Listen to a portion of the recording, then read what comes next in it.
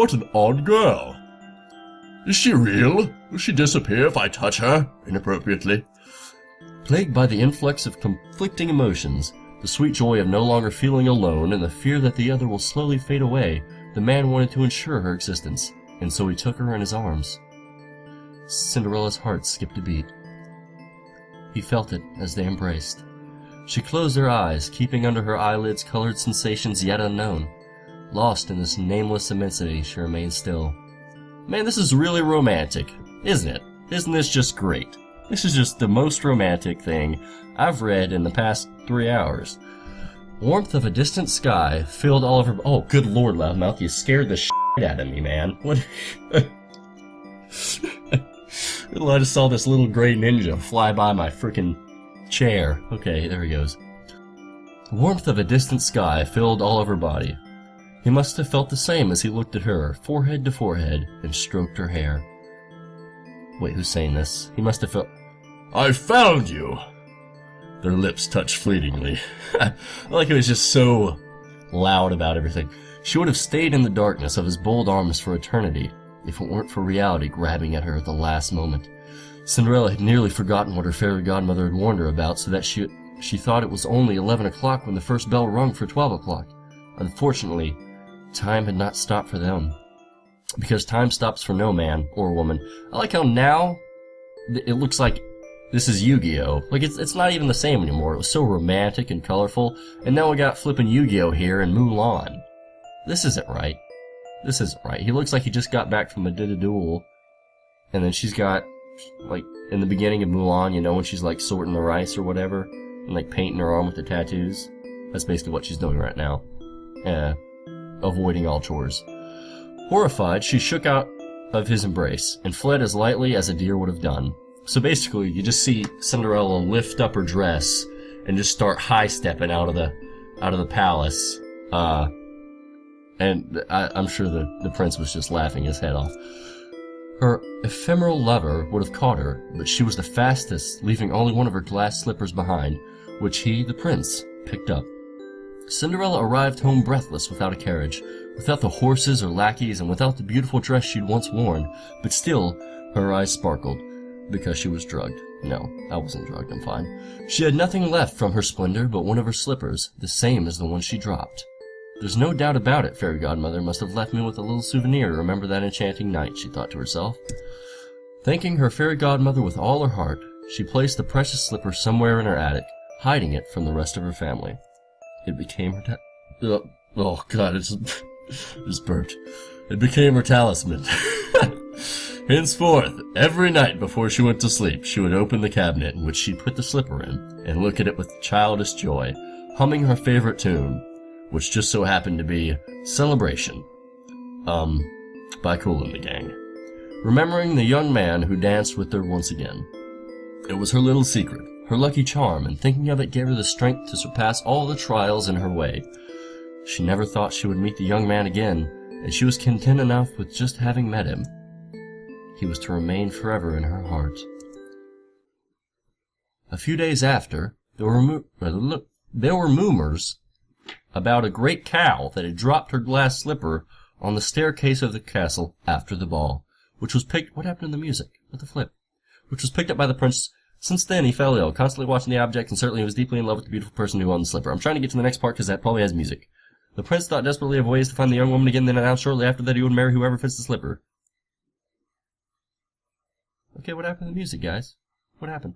Hundreds of ladies of high rank thronged to the place to try it on. But unfortunately, in that time, as in ours, most of the ladies had the same foot size. Cinderella had regular feet like everyone else, so he was unable to determine which of these wealthy ladies to marry, and it was obvious that none of them was the beautiful stranger he'd met at the ball, because they were all extremely ugly. It was just a kingdom of absolutely horrible-looking people. But I'm the best. Mulan is. The king's son fell into depression, and no medicine could cure his melancholy. One day, a rich countess arrived at the castle, holding a glass slipper. She pretended to be the girl he'd been searching for. In reality, she had just spent a fortune by ordering a similar shoe from Amazon, and because she was the richest and most calculative, Artisans under her auspices had completed the work much faster than others, and even though many ladies had the same idea at the time... Oh, no, I completely just read that wrong. Oh well. Even so, the prince agreed to marry her. This guy, obviously, is just like, do you got the same shoe? Yeah. Oh, good enough for me. Let's get it on. She looked pretty in her red silk dress, with her sweet little face, her sweet little punchable face. He then persuaded himself into thinking that the girl he'd met on the balcony had just been a dream, that he was high or something, and that he'd been looking for a chimera. The Countess's name was Angelica, and she had come from one of the wealthiest families in the land. Under her brown wig and angelic stare, there was a desire for endless power that could not be beat by anyone. Quite manipulative, she took no time in completely controlling her husband, forcing him to marry... After the marriage, the old king passed his throne to his son with relief. The prince was already completely disenchanted. Leading the kingdom was nothing close to being a piece of cake, and he had to satisfy people who never seemed to stop wanting without making any sacrifice, because he's that kind of guy. Slightest reform made him unpopular, and the crowd still screamed for change. After years of seemingly endless paperwork and crawling right under urgent problems, he eventually fell prey to limpness. Man. And just let his ministers govern the country in his place, as he feasted in the palace, completely limp, digging a deeper hole in the country's debt. Well, you know, I mean, that's just certainly something. Digging a deeper, hole. Ah, okay. Like if nothing was wrong, his entourage continued to tell him how good of a job he was doing, assuring him that he was still an important and powerful kid. No, man, you're doing good. It's fine. You just, the people still care about you. You're fine. Don't worry about it, you know. You're not doing anything, but you're powerful. The court continued its hollow ceremonies, and rich people drowned their cares in wine and debauchery during long, expensive parties. So this is basically a Great Gatsby party. Loudmouth, you trying to kill me or something? Sneaking up and down here? The court continued its hollow ceremonies. Oh no, I just read that. I'm sorry, I'm retarded. As the new king ate and drank so much, he became large and pot-bellied, lost his charm, and wore makeup to hide from the eyes of all the aristocrats who had already noticed it. Okay, so this dude just starts putting on makeup? He no longer found comfort in his private life, as Angelica was making his life hard. Just a complete Nothing was beautiful enough for her, and she had often had fits to get what she wanted. On a mere whim, the brunette was a cold materialist. She wanted and wanted, but nothing seemed to satisfy her. Looking for new pleasures to experience, she also began to seek new lovers. The couple had never really liked each other, so it took no more than 3 years before they jumped at each other's throats constantly. Determined as she was, Angelica decided that the children's education and the king could not say anything about it. Hello, loudmouth. What you doing? Come here, bud. What are you doing? Come here. You just like leapt up on me. You're freaking great, dude. Come here. Okay. Years and years passed. The last one seeming slower than the previous, crushing the king with weariness. We're gonna end it here in a little bit. This epic story. Cause Loudmouth needs to go eat.